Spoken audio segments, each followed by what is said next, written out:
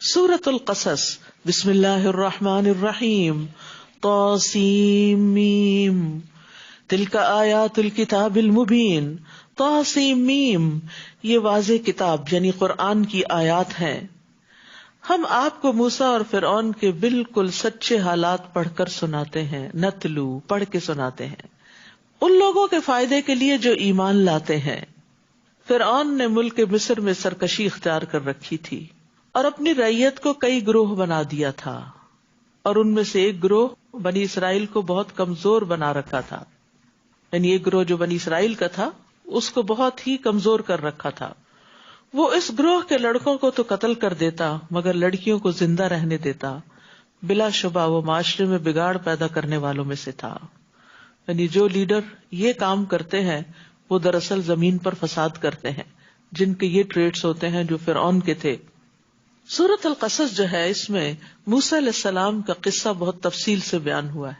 کس پس منظر میں موسیٰ علیہ السلام آئے، ان کی پیدائش کے فوراً بعد پیش آنے والے حالات، اور پھر اس کے بعد ان کی جوانی کیسے گزری، اور پھر شادی کیسے ہوئی، اور پھر اس کے بعد یہ کہ واپس کس طرح آئے اور بنی اسرائیل کو آزاد کرایا. گویا موسیٰ علیہ السلام کی پوری لائف جو ہے وہ اس صورت سے واضح ہو جاتی ہے.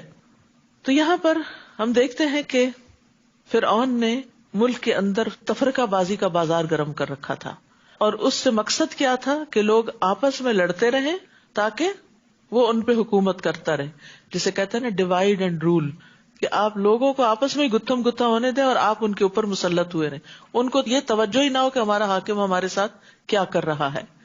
اور موسیٰ علیہ السلام ان حالات میں پیدا ہوئے کہ جب بنی اسرائیل بہت کمزور تھے، اتنے کمزور کہ فرعون نے کہا جاتا ہے کہ خواب دیکھا تھا جس میں اس نے دیکھا کہ بنی اسرائیل کا ایک بچہ بڑے ہو کر اس کی حکومت ختم کر دے گا، اس کو مار ڈالے گا. تو اس بنا پر اس نے بنی اسرائیل کے بچوں کا یعنی لڑکوں کا قتل عام شروع کر دیا. پھر کچھ عرصے بعد احساس ہوا کہ اگر ہم اسی طرح ان کو قتل کرتے رہے تو ہماری خدمت کون کرے گا، کیونکہ بنی اسرائیل ہی سے تو سارے کام کروائے جا رہے تھے. تو انہوں نے پھر یہ طے کیا کہ 1 سال پیدا ہونے والے بچوں کو ہم زندہ چھوڑ دیں گے اور 1 سال پیدا ہونے والوں کو مار دیں گے.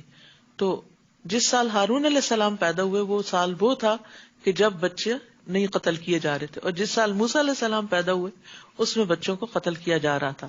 تو اللہ تعالیٰ نے ان کی حفاظت کے لیے پھر کیا طریقہ اختیار کیا، آگے اس کی تفصیلات آئیں گی.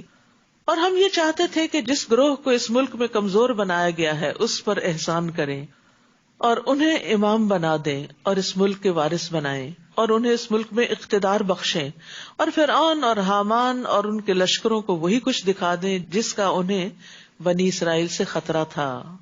تو اس کے لیے اللہ تعالیٰ نے ایک تدبیر کی. وہ تدبیر کیا تھی؟ ہم نے موسیٰ کی والدہ کی طرف الہام کیا. الہام کہتے ہیں خفیہ اشارہ.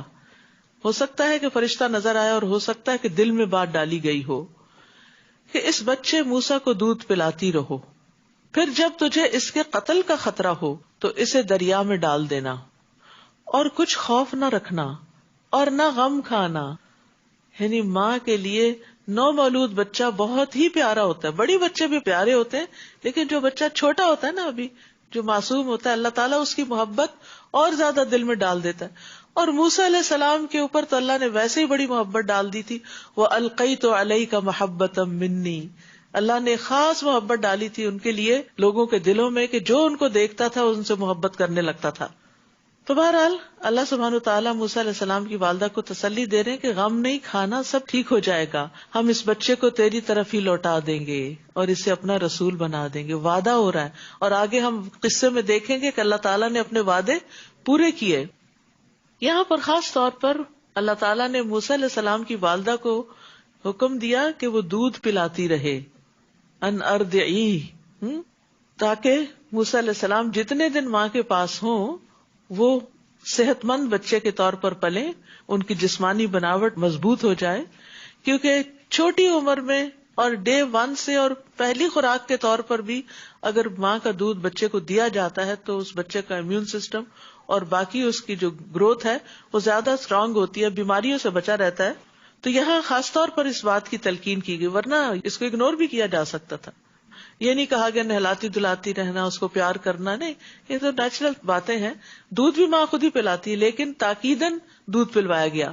اور آپ کو معلوم ہے نا کہ پھر موسیٰ علیہ السلام کتنے اسٹرانگ تھے کہ وہ مدین میں جا کر ایک پتھر جس کو اٹھایا تھا، جس کو 10 لوگ اٹھاتے ہیں، تو اس بچی نے نوٹ کیا اور اپنے باپ سے کہا کہ قوی امین ہے. تو باپ نے پوچھا قوی کہاں سے، تمہیں کیسے پتا چلا کہ یہ قوی ہے؟ کہا میں نے دیکھا کہ وہ ایک پتھر کو اٹھا کے دوسری طرف رکھ رہا ہے جس کو 10 آدمی مل کے اٹھاتے ہیں. تو اس سے اندازہ لگائیں کہ اس ماں کے دودھ پیے ہوئے کا ان کی شخصیت پر کیسا اثر رہا. چنانچہ فرعون کے گھر والوں نے اس بچے کو اٹھا لیا. اب بچہ وہاں سے ان کے کنارے پہ جا پہنچا کہ وہ ان کے لیے دشمن اور رنج کا باعث بنے. بلا شبہ فرعون، حامان اور ان کے لشکر خطا کار لوگ تھے. اور فرعون کی بیوی فرعون سے کہنے لگی یہ بچہ تو میری اور تیری آنکھوں کی ٹھنڈک ہے. روایات میں آتا ہے اس نے کہا تھا تمہاری تو ہے میری نہیں. تو بیوی نے بہت اچھے طریقے سے بات کی. دیکھیے کہ اتنا مشکل کام کروا لیا اس نے کہ بنی اسرائیل کا بچہ جو ہے اس کو اپنا بچہ بنا لیا. اسے قتل نہ کرو کیونکہ اس پر قتل واجب تھا اس کے قانون کے مطابق. کیا عجیب ہے کہ یہ ہمارے لیے مفید ثابت ہو، یا ہم اسے بیٹا ہی بنا لیں. اور وہ اس کے انجام سے بے خبر تھے. تو جہاں بہت سے لوگ بھی مفسد ہوں، پوری گورنمنٹ بھی کرپٹ ہو، وہاں ایک بھی عادل شخص ہو، ایک بھی سمجھدار ہو، مصلح ہو، تو قوم کو کچھ نہ کچھ فائدہ پہنچ جاتا ہے. یہاں فرعون اور اس کے درباری حامان اور قارون اور یہ سب جو تھے یہ بڑے ظالم لوگ تھے، لیکن فرعون کی بیوی آسیہ جو تھی، آسیہ علیہ السلام، وہ بڑی عادل اور منصف اور نیک مزاج خاتون تھی. تو ان کے مشورے اور ان کی کوشش سے موسیٰ علیہ السلام کو بچا لیا گیا. اور موسیٰ کی والدہ کا دل سخت بے قرار ہو گیا. بچہ جو اپنے سے جدا کیا تو برداشت نہیں کر پا رہی، اور اگر ہم اس کی ڈھارس نہ بندھاتے تو قریب تھا کہ وہ راز فاش کر دیتی. اور دوسرا فائدہ کیا تھا کہ وہ موسیٰ کو واپس اس کے پاس لوٹانے کے وعدے پر یقین کرنے والوں میں سے ہو جائے. یعنی اللہ تعالیٰ امتحان میں ڈال رہا تھا کہ اس کا یقین پختہ ہو. چنانچہ اس نے موسیٰ کی بہن سے کہا کہ اس بچے کے پیچھے پیچھے چلتی جاؤ. چنانچہ وہ آنکھیں بچا کر اسے دیکھتی رہی اور دوسروں کو اس کا پتہ نہ چل سکا. اور ہم نے پہلے سے ہی موسیٰ پر دائیوں کا دودھ حرام کر دیا تھا. اس وقت موسیٰ کی بہن نے کہا کیا میں تمہیں ایسے گھرانے کا پتہ بتاؤں جو تمہارے لیے اس بچے کی پرورش کرے اور اس بچے کے خیر خواہ بھی ہوں. چنانچہ اس طرح ہم نے موسیٰ کو اس کی والدہ ہی کی طرف لوٹا دیا تاکہ وہ اپنی آنکھ ٹھنڈی کرے اور غمزدہ نہ رہے اور یہ جان لے کہ اللہ کا وعدہ سچا ہے. لیکن اکثر لوگ یہ بات نہیں جانتے. کبھی اللہ تعالیٰ انسان کو ایسی چیز سے محروم کر دیتا ہے جس محرومی کو وہ برداشت نہیں کر پاتا. کیوں محروم کرتا ہے؟ تاکہ وہ آپ کو وہ عطا کرے جو اس سے بھی بہتر ہو. اور وہ جو تقدیر کے مسئلے سے ریلیٹ کرے نا اس کو، کہ ایک بچہ فوت ہو جاتا ہے، آپ کو نہیں پتا کہ وہ بچہ آپ کے لیے بڑا ہو کے کتنی مصیبت کا باعث بنے. اللہ کو پتا ہے، وہ زیادہ حکمت والا ہے، تو وہ لے لیتا ہے بچے کو اور پھر اس کے بدلے میں وہ اور دے دیتا ہے. تو کبھی ایک چیز اس لیے لیتا ہے تاکہ بہتر چیز عطا کرے. اور پھر وَلِتَعْلَمَ أَنَّ وَعْدَ اللَّهِ حَقٌّ، جس طرح اللہ نے موسیٰ کو ماں کی طرف لوٹا دیا. تفصیلات آتی ہیں جس کے اندر جانے کی ضرورت نہیں. جب موسیٰ علیہ السلام نے کسی کے بھی دودھ پینے سے انکار کیا، پھر ایسی دودھ پلانے والی خاتون تلاش کی گئی جو موسیٰ علیہ السلام کی والدہ ہی نکلی. اور پھر ان سے انہوں نے کہا فرعونیوں نے کہ تم محل میں شفٹ ہو جاؤ. اس نے کہا کہ نہیں، میرا تو اپنا گھر ہے، بچے ہیں، شوہر ہے، میں یہاں نہیں آ سکتی، بچہ مجھے دے دے، میں پال کے آپ کو دے دوں گی. اس طرح موسیٰ علیہ السلام دوبارہ اپنی ماں کی طرف ہی لوٹ گئے اور ماں نے ان کو اپنے خاص طریقے پر اپنے دین کے مطابق پالا اور ان کی خاص تربیت کی. وَلَمَّا بَلَغَ أَشُدَّهُ وَاسْتَوَىٰ آتَيْنَاهُ حُكْمًا وَعِلْمًا وَكَذَٰلِكَ نَجْزِي الْمُحْسِنِينَ. اور جب موسیٰ اپنی جوانی کو پہنچے اور پورے توانا ہو گئے تو ہم نے انہیں قوت فیصلہ اور علم عطا کیا، یعنی جسمانی قوت بھی اور ذہنی قوت بھی. اور ہم نیک لوگوں کو ایسی ہی جزا دیا کرتے ہیں. اور موسیٰ شہر میں اس وقت داخل ہوئے جب اہل شہر غفلت میں تھے. وہاں موسیٰ نے 2 آدمیوں کو آپس میں لڑتے ہوئے دیکھا. ان میں ایک تو موسیٰ کی اپنی قوم سے تھا اور دوسرا دشمن قوم سے. جو موسیٰ کی اپنی قوم میں سے تھا اس نے موسیٰ سے اس کے خلاف فریاد کی جو دشمن کی قوم سے تھا. موسیٰ نے اسے مکہ مارا تو اس کا کام ہی تمام کر دیا. اب ان ساری آیات کے اندر آپ دیکھیں گے موسیٰ علیہ السلام کی قوت. موسیٰ علیہ السلام نے کہا یہ تو ایک شیطانی حرکت ہے، اپنے عمل کو خود ہی غلط کہہ دیا. بلا شبہ شیطان صریح بہکانے والا دشمن ہے. تو وہ اپنی فطرت پر تھے اور اسی بنا پر انہوں نے اپنی غلطی کو تسلیم کر لیا. قال رب انی ظلمت نفسی فاغفر لی فغفر لہ انہ هو الغفور الرحیم. پھر دعا کی، اے میرے رب بلا شبہ میں نے اپنے آپ پر ظلم کیا ہے، لہٰذا مجھے معاف کر دے. چنانچہ اللہ نے اسے معاف کر دیا، بلا شبہ وہ بڑا بخشنے والا رحم کرنے والا. تو آپ دیکھیں کہ جب شیطان آپ کو یہ وسوسہ دے نا تمہارے گناہ نہیں معاف ہو سکتے، تو آپ کہیں کہ اگر قتل کا گناہ معاف ہو سکتا ہے تو میرا گناہ اس سے تو چھوٹا ہی ہے، اللہ تعالیٰ مجھے بھی معاف کر سکتا ہے. یعنی پر امید رہیں. اور یہاں سے یہ بات بھی پتہ چلتی ہے کہ گناہ کے نتیجے میں آنے والی مصیبت سے چھٹکارا صرف استغفار سے ممکن ہے. تو ہمیں اگر کوئی مصیبت آئی ہوئی ہے اور ہمیں نہیں پتا کس گناہ کی وجہ سے آئی ہوئی ہے تو استغفار کی کثرت کرے. تو موسیٰ علیہ السلام اس مکے پہ نادم ہوئے جو انہوں نے مارا اور اس سے ایک جان چلی گئی. تو اس ندامت کی وجہ سے جو وہ اپنے رب کے حضور جھکے اور گناہ پر بخشش طلب کی تو اللہ تعالیٰ نے ان کے لیے رستہ بنا دیا اور انہوں نے اس گناہ کو اپنی جان پر ظلم قرار دیا. انی ظلمت نفسی. یاد رکھیے ہمارے گناہ خود ہم ہی کو نقصان دیتے ہیں، کسی اور کو نہیں. نبی صلی اللہ علیہ وسلم معصوم ہونے کے باوجود، گناہوں سے پاک ہونے کے باوجود دن میں 70 سے زیادہ مرتبہ استغفار کرتے تھے اور توبہ کرتے تھے. اور آپ کی اکثر دعا یہ ہوتی تھی، اللہم اغفر لی ما اخطأت وما تعمدت وما اسررت وما اعلنت وما جہلت وما تعمدت. اے اللہ میرے ان گناہوں کو معاف فرما جو میں نے غلطی سے کیے اور جو میں نے جان بوجھ کر کیے اور جو میں نے چھپ کر کیے اور جو میں نے علانیہ طور پر کیے، نادانی میں کیے یا جانتے بوجھتے کیے. اسی طرح نماز میں بھی گناہوں سے بخشش کی دعا کرنی چاہیے. جب اتحیات آپ پڑھتے نا تو آخر میں آ کر اللہم انی ظلمت نفسی ظلما کثیرا، پھر یہ عہد کیا کہ اے میرے رب تو نے مجھ پر جو انعام کیا ہے یعنی معاف کر کے، میں کبھی مجرموں کا مددگار نہیں بنوں گا. یہ ہے شکر ادا کرنا کہ آئندہ سے ایسی کوئی غلطی نہیں ہوگی. پھر دوسرے دن صبح سویرے ڈرتے ڈرتے اور خطرے کو بھانپتے ہوئے شہر میں داخل ہوئے تو کیا دیکھتے ہیں کہ وہی شخص جس نے کل ان سے مدد مانگی تھی آج پھر ان سے فریاد کر رہا ہے. موسیٰ نے جواب دیا، تو صریح گمراہ شخص ہے، یعنی تو وہی ہے جس نے کل مجھے بہکایا تھا، آج پھر وہی کر رہے ہو. پھر جب موسیٰ نے ارادہ کیا کہ اس شخص کو پکڑ لیں جو ان لوگوں کا دشمن تھا تو وہ پکار اٹھا، موسیٰ کیا تم مجھے بھی مار ڈالنا چاہتے ہو جیسے کل تم نے ایک آدمی کو مار ڈالا تھا؟ تم تو ملک میں جبار بن کر رہنا چاہتے ہو، اصلاح نہیں کرنا چاہتے. اور اس واقعے کے بعد ایک شخص شہر کے پرلے کنارے سے دوڑتا ہوا آیا، کیونکہ اب موسیٰ علیہ السلام کے قتل کی خبر عام ہو چکی تھی. کہنے لگا، موسیٰ اہل دربار تیرے متعلق مشورہ کر رہے ہیں کہ تمہیں قتل کر ڈالیں، لہٰذا یہاں سے نکل جاؤ، میں یقیناً تمہارا خیر خواہ ہوں. پہلی دفعہ موسیٰ کو قتل کرنے کا خطرہ ان کی پیدائش کے سال کی وجہ سے تھا، دوسری دفعہ پھر وہی زندگی میں مشکل آ گئی. بعض اوقات ایسا بھی ہوتا ہے تو انسان سوچتا ہے کہ بار بار میرے ساتھ ہی ایسا کیوں ہوتا ہے. اللہ کے نبیوں کے ساتھ اس طرح کے بڑے بڑے امتحان آئے ہیں تو ہم کیا چیز ہیں. چنانچہ موسیٰ ڈرتے ڈرتے اور ہر طرف سے خطرے کو بھانپتے ہوئے نکلے، یعنی احتیاطی تدابیر بھی اختیار کی اور دعا بھی کی. قال رب نجنی من القوم الظالمین، اے میرے رب مجھے ان ظالم لوگوں سے بچا لے. پھر جب انہوں نے مدین کی طرف رخ کیا تو کہنے لگے، امید ہے میرا رب مجھے ٹھیک راستے میں ڈال دے گا.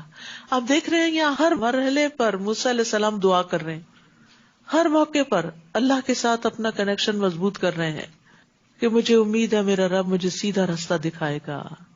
تو انسان راستے کی رہنمائی میں بھی اللہ کا محتاج ہے. جب کبھی راستہ بھول جائے نا اور آپ کا GPS بھی راستہ بھول جائے تو پھر یہ دعا ضرور پڑھیں، عسیٰ ربی ان یہدینی سواء السبیل. سواء السبیل کا مطلب یہ بھی ہے کہ اللہ تعالیٰ مجھے ایسے راستے پہ چلا کہ جو کسی مشقت کے بغیر ہے، بالکل ہموار ہے، مقصد تک پہنچانے والا ہے. پھر جب وہ مدین کے کنویں پر پہنچے تو دیکھا کہ بہت سے لوگ اپنے جانوروں کو پانی پلا رہے ہیں اور ان سے ہٹ کر ایک طرف 2 عورتیں اپنی بکریوں کو روکے ہوئے کھڑی ہیں. موسیٰ نے ان سے پوچھا، تمہارا کیا معاملہ ہے؟ وہ کہنے لگی، ہم اس وقت تک پانی نہیں پلا سکتی جب تک یہ چرواہے پانی پلا کر واپس نہ چلے جائیں، اور ہمارا باپ بہت بوڑھا ہے. یعنی جچے تلے جامع الفاظ میں انہوں نے اپنا مدعا بیان کر دیا. چنانچہ موسیٰ نے ان عورتوں کی بکریوں کو پانی پلا دیا. بغیر کسی لالچ کے آگے بڑھ کر دوسرے کی خیر اور بھلائی کا کام کر دیا. پھر ایک سائیدار جگہ پر جا بیٹھے اور کہا ربی انی لما انزلت الی من خیر فقیر، اے میرے رب جو بھلائی بھی تو مجھ پر نازل کرے میں اس کا محتاج ہوں. پرفیکٹ ایگزامپل ہے اخلاص کے ساتھ لوگوں کی خدمت اور مدد اور صلہ صرف اللہ سے چاہنا، دعا اللہ سے کہ یا اللہ تجھ سے خیر کا محتاج ہوں. یہ نہیں کہا کہ دیکھو میں نے تمہارے ساتھ یہ بھلا کیا ہے میری بھی تم کچھ مدد کرو. کوئی توقع ہی نہیں رکھی اور ان کے کہنے کے بغیر ہی ان کی مدد کر دی. تو یاد رکھیے کہ اللہ کو یہ بات بڑی پسند ہے کہ ہم لوگوں سے توقعات نہ رکھیں، اپنے رب سے رکھیں.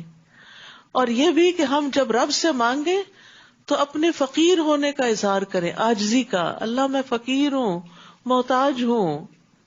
پھر اللہ کے سامنے اپنے ہاتھ پھیلائیں، کیونکہ اللہ تعالیٰ کو اس بات سے شرم آتی ہے کہ کوئی بندہ اس کے آگے اپنے دونوں ہاتھ پھیلائے اور وہ ان میں کوئی خیر نہ ڈالے.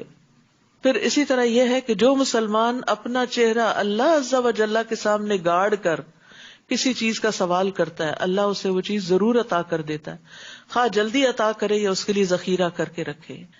گاڑ کے کیسے؟ جیسے آپ سجدہ کرتے ہیں نا تو سجدے میں پڑھ کے بس جیسے میں نے سر نہیں اٹھانا جب تک میری دعا قبول نہ ہو جائے، اور اس میں آپ اپنے رب کو قریب ترین محسوس بھی کریں. تو اگر اس اعتبار سے دعا کریں گے تو دعا قبول ہوگی انشاءاللہ. تو اللہ سبحانہ وتعالیٰ نے موسیٰ علیہ السلام کو خیر عطا کر دی، انہیں علم اور حکمت عطا کیا تھا. پھر اللہ نے موسیٰ علیہ السلام کو قتل سے نجات دی. پھر یہ کہ ایک متکبر بادشاہ کے ہوتے ہوئے ان کی کامل تربیت کی، ان کے دین کی بھی حفاظت کی، اور جس جگہ پر جس محل میں ان کا آنا جانا تھا وہاں جو غلط نظریات اور عقائد تھے اور جو ماحول کی خرابی تھی اس سے بھی اللہ نے بچایا. اور پھر اللہ نے موسیٰ علیہ السلام کے ہاتھوں قوم کو چھٹکارا بھی دلایا. اور پھر موسیٰ علیہ السلام کو خوف خطرے کی حالت میں ایسے علاقے کی طرف رہنمائی کی جہاں ان کے لیے رہائش کا بھی بندوبست ہوا. اس دعا کے بعد شادی کا بھی ہوا، جاب بھی لگ گئی، سارے کام ہو گئے. اتنے میں ان دونوں عورتوں میں سے ایک عورت حیا کے ساتھ ان کے پاس چلتی ہوئی آئی اور کہنے لگی آپ نے ہماری بکریوں کو جو پانی پلایا ہے تو میرا باپ آپ کو بلاتا ہے تاکہ آپ کو اس کا صلہ دے. پھر جب موسیٰ اس شخص کے پاس آئے اور انہیں اپنا سارا حال سنایا تو اس نے کہا ڈرو نہیں، تم نے ان ظالموں سے نجات پا لی. یعنی یہ دوسرا علاقہ ہے، یہاں فرعون کی حکومت نہیں ہے. اور یہاں اللہ تعالیٰ خاص طور پر اس لڑکی کی حیا کا ذکر کرتے ہیں. تو گویا حیا ایسی صفت ہے جو اللہ تعالیٰ کو پسند ہے. حیا ایمان کا حصہ ہے. دونوں کو ایک دوسرے کے ساتھ اکٹھا کر دیا گیا، جب ایک اٹھتا تو دوسرا بھی اٹھ جاتا ہے. رسول اللہ صلی اللہ علیہ وسلم نے فرمایا حیا ایمان کا حصہ ہے اور ایمان کا تعلق جنت سے ہے. ایک اور روایت میں آتا ہے حیا سراسر خیر ہے. آپ صلی اللہ علیہ وسلم پردہ نشین کنواری لڑکیوں سے بھی زیادہ حیا دار تھے. تو یہ حیا ہمارے دین کا امتیازی نشان ہے. ان میں سے ایک بولی ابا جان اسے اجرت پر رکھ لیجئے. بہترین آدمی جسے آپ اجرت پر رکھنا چاہیں وہی ہو سکتا ہے جو طاقتور اور امین ہو. طاقتور اور امین ہو. لیکن یہ دو کوالٹیز اکٹھی ہونا بہت مشکل ہوتا ہے. جو لوگ کام جانتے ہوتے ہیں، اسمارٹ ہوتے ہیں، وہ عام طور پر خیانت کرتے ہیں، وہ مالک کے ساتھ بھی کھیل جاتے ہیں. اور جو طاقتور نہیں ہوتے ذہنی طور پر یا جسمانی طور پر، وہ امانت دار ہوتے ہیں لیکن پھر کام کے نہیں ہوتے. یعنی ایک شخص بہت امانت دار ہے، کام ہی نہیں آتا اس کو، تو آپ کیا کریں گے اس سے؟ تو اس لیے جب بھی آپ دعا کریں کہ اللہ تعالیٰ مجھے مددگار عطا کر، تو ساتھ یہ بھی کہ اللہ قوی اور امین عطا کر. کیونکہ ہمارا دین ہمیں یہ تعلیم بھی دیتا ہے کہ جب کسی کو کوئی عہدہ دیا جائے، جب کسی کو کوئی امانت سپرد کی جائے تو اس کے اندر یہ دو خوبیاں ضرور ہوں کہ وہ امانت کا حق ادا کرنے والا ہو، اور دوسرے یہ کہ اس کے اندر اس کام کے کرنے کی صلاحیت ہو. شعیب نے کہا، یعنی وہ جو ان بچیوں کے باپ تھے ان کے بارے میں آتا ہے، ان کا نام شعیب تھا، موسیٰ میں چاہتا ہوں کہ اپنی دونوں بیٹیوں میں سے ایک کا تجھ سے اس شرط پر نکاح کر دوں کہ تم میرے ہاں 8 برس ملازمت کرو، اور اگر 10 سال پورے کر دو تو تمہاری طرف سے مہربانی ہے. میں اس معاملے میں تم پر سختی نہیں کرنا چاہتا، انشاءاللہ تم مجھے نیک لوگوں میں سے پاؤ گے. تو گویا انہیں آئندہ 8 سال وہاں رہنا تھا، اس کی انہوں نے کمٹمنٹ کی. موسیٰ نے جواب دیا یہ بات میرے اور آپ کے درمیان طے ہو گئی، ان دونوں مدتوں میں سے جو بھی میں پوری کر دوں اس کے بعد پھر کوئی زیادتی مجھ پر نہ ہو، اور جو کچھ قول و قرار ہم کر رہے ہیں اللہ اس پر نگہبان ہے. اپنا گھر، وطن، رشتہ دار، قوم، قبیلہ سب کچھ چھوڑ کے محروم ہو گئے، جدائی ہو گئی.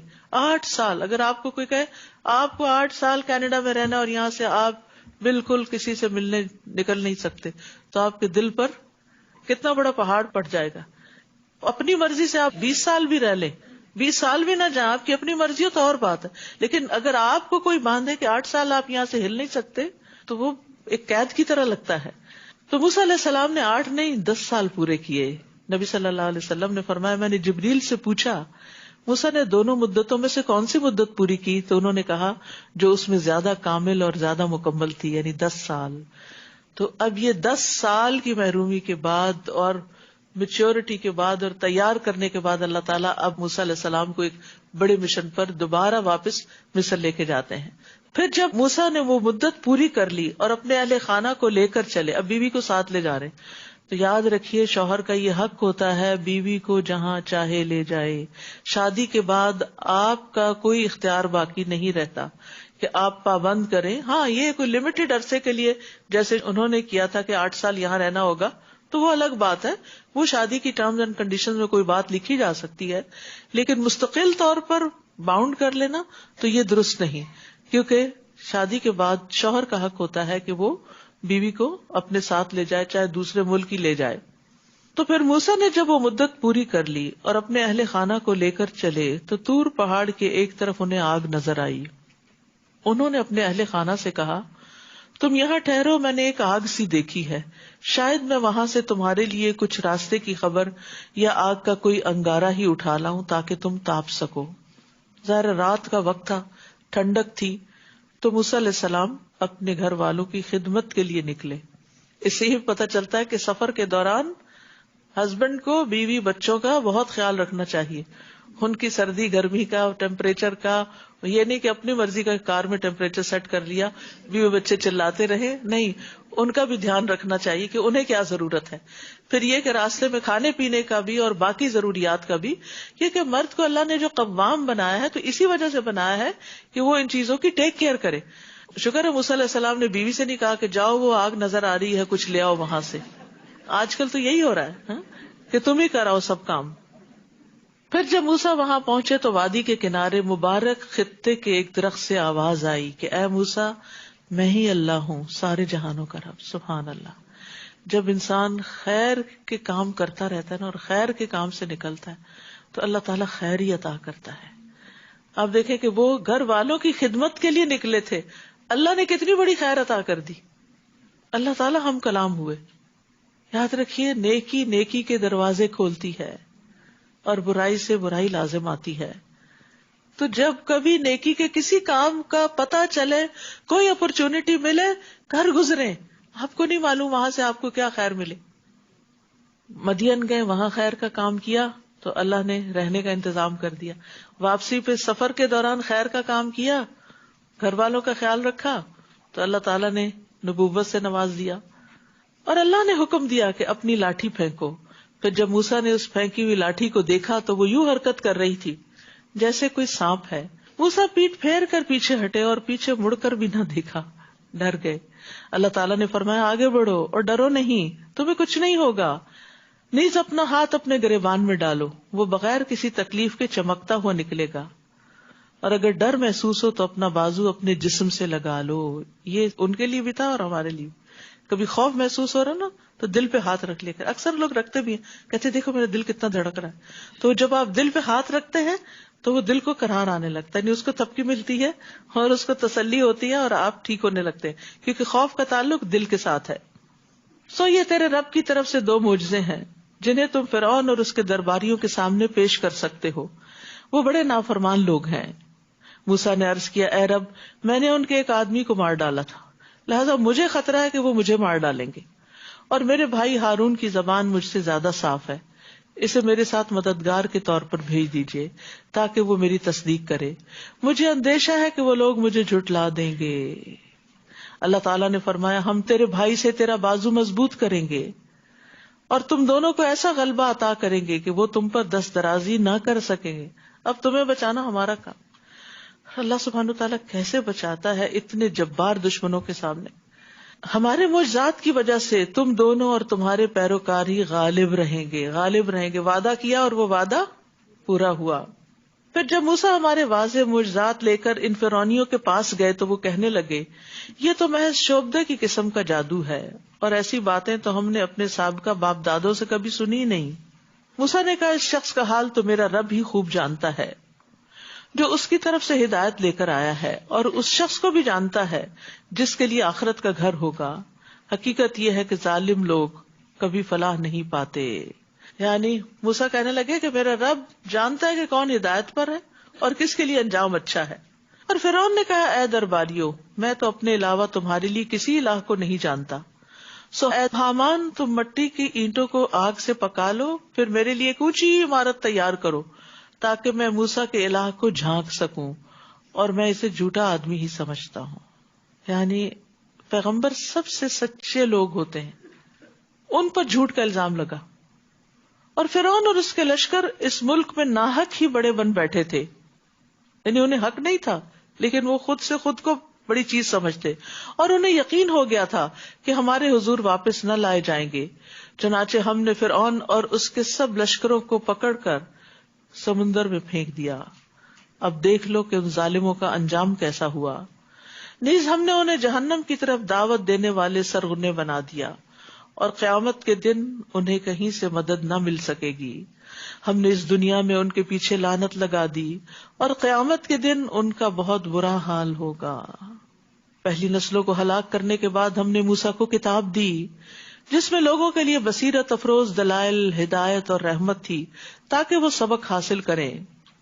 تورات کی تعریف بیان کی جا رہی ہے۔